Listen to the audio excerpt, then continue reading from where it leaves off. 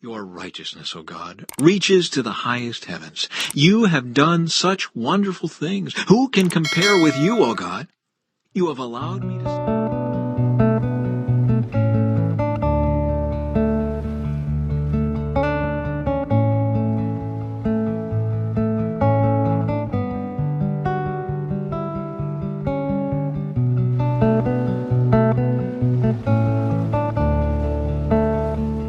Your righteousness, O God, reaches to the highest heavens. You have done such wonderful things. Who can compare with you, O God?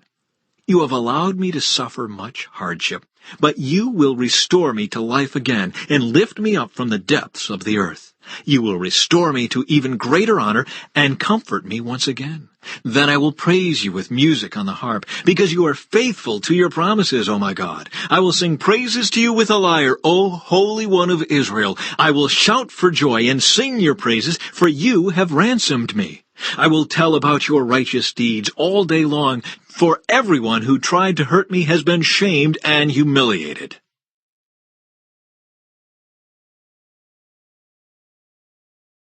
Chapter 6. 7 Men Chosen to Serve. But as the believers rapidly multiplied, there were rumblings of discontent. The Greek-speaking believers complained about the Hebrew-speaking believers, saying that their widows were being discriminated against in the daily distribution of food. So the 12 called a meeting of all the believers. They said, "We apostles should spend our time teaching the Word of God, not running a food program. And so, brothers, select 7 men who are well-respected and are full of the Spirit and wisdom. We will give them this responsibility. Then we apostles can spend our time in prayer and teaching the Word." Everyone liked this idea, and they chose the following: Stephen, a man full of faith and the Holy Spirit; Philip, Prochorus, Nicanor, Timon, Parmenas, and Nicholas of Antioch, an earlier convert to the Jewish faith. These 7 were presented to the apostles, who prayed for them as they laid their hands on them. So God's message continued to spread. The number of believers greatly increased in Jerusalem, and many of the Jewish priests were converted too. Stephen is arrested. Stephen, a man full of God's grace and power, performed amazing miracles and signs among the people. But one day some men from the synagogue of freed slaves, as it was called, started to debate with him. They were Jews from Cyrene, Alexandria, Cilicia, and the province of Asia. None of them could stand against the wisdom and the spirit with which Stephen spoke. So they persuaded some men to lie about Stephen, saying, "We heard him blaspheme Moses and even God." This roused the people, the elders, and the teachers of religious law. So they arrested Stephen and brought him before the high council. The lying witnesses said, "This man is always speaking against the holy temple and against the law of Moses. We have heard him say that this Jesus of Nazareth will destroy the temple and change the customs Moses handed down to us." At this point, everyone in the high council stared at Stephen, because his face became as bright as an angel's.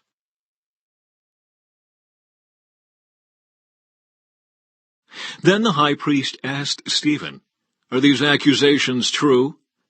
This was Stephen's reply: "Brothers and fathers, listen to me. Our glorious God appeared to our ancestor Abraham in Mesopotamia before he settled in Haran. God told him, 'Leave your native land and your relatives and come into the land that I will show you.' So Abraham left the land of the Chaldeans and lived in Haran until his father died. Then God brought him here to the land where you now live. But God gave him no inheritance here, not even 1 square foot of land. God did promise, however, that eventually the whole land would belong to Abraham and his descendants, even though he had no children yet. God also told him that his descendants would live in a foreign land, where they would be oppressed as slaves for 400 years. But I will punish the nation that enslaves them, God said, and in the end they will come out and worship me here in this place. God also gave Abraham the covenant of circumcision at that time. So when Abraham became the father of Isaac, he circumcised him on the 8th day. And the practice was continued when Isaac became the father of Jacob, and when Jacob became the father of the 12 patriarchs of the Israelite nation. These patriarchs were jealous of their brother Joseph, and they sold him to be a slave in Egypt. But God was with him, and rescued him from all his troubles. And God gave him favor before Pharaoh, king of Egypt. God also gave Joseph unusual wisdom, so that Pharaoh appointed him governor over all of Egypt and put him in charge of the palace. But a famine came upon Egypt and Canaan. There was great misery, and our ancestors ran out of food. Jacob heard that there was still grain in Egypt, so he sent his sons, our ancestors, to buy some. The second time they went, Joseph revealed his identity to his brothers, and they were introduced to Pharaoh. Then Joseph sent for his father Jacob and all his relatives to come to Egypt, 75 persons in all. So Jacob went to Egypt. He died there, as did our ancestors.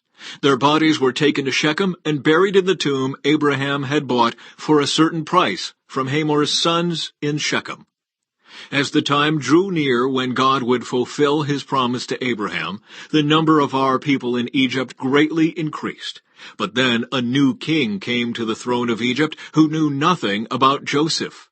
This king exploited our people and oppressed them, forcing parents to abandon their newborn babies so they would die.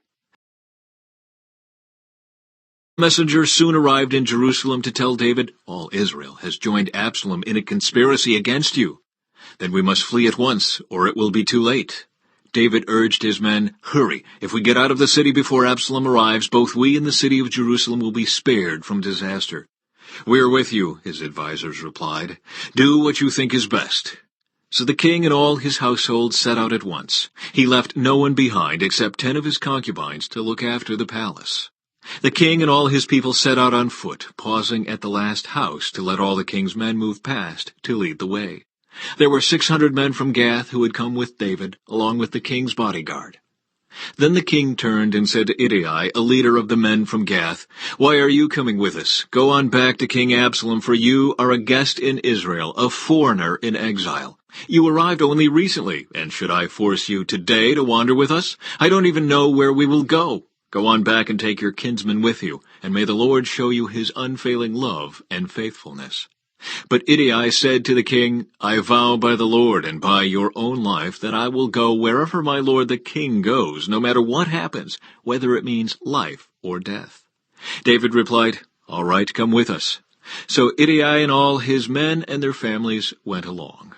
Everyone cried loudly as the king and his followers passed by. They crossed the Kidron Valley and then went out toward the wilderness. Zadok and all the Levites also came along, carrying the ark of the covenant of God. They set down the ark of God, and Abiathar offered sacrifices until everyone had passed out of the city. Then the king instructed Zadok to take the ark of God back into the city. "If the Lord sees fit," David said, "he will bring me back to see the ark and the tabernacle again. But if he is through with me, then let him do what seems best to him." The king also told Zadok the priest, "Look, here is my plan. You and Abiathar should return quietly to the city with your son Ahimaaz and Abiathar's son Jonathan. I will stop at the shallows of the Jordan River and wait there for a report from you." So Zadok and Abiathar took the ark of God back to the city and stayed there. David walked up the road to the Mount of Olives, weeping as he went. His head was covered and his feet were bare as a sign of mourning. And the people who were with him covered their heads and wept as they climbed the hill. When someone told David that his adviser Ahithophel was now backing Absalom, David prayed, "O Lord, let Ahithophel give Absalom foolish advice." When David reached the summit of the Mount of Olives where people worshipped God, Hushai the Archite was waiting there for him. Hushai had torn his clothing and put dirt on his head as a sign of mourning. But David told him, "If you go with me, you will only be a burden. Return to Jerusalem and tell Absalom, I will now be your adviser, O king, just as I was your father's adviser in the past. Then you can frustrate and counter Ahithophel's advice." Zadok and Abiathar the priests will be there.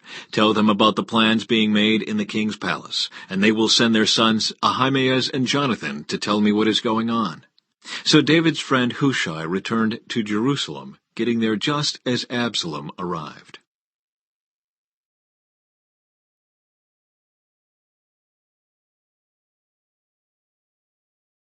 When David had gone a little beyond the summit of the Mount of Olives, Ziba, the servant of Mephibosheth, was waiting there for him.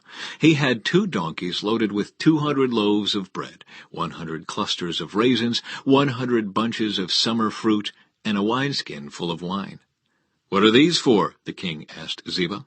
Ziba replied, "The donkeys are for the king's people to ride on, and the bread and summer fruit are for the young men to eat. The wine is for those who become exhausted in the wilderness."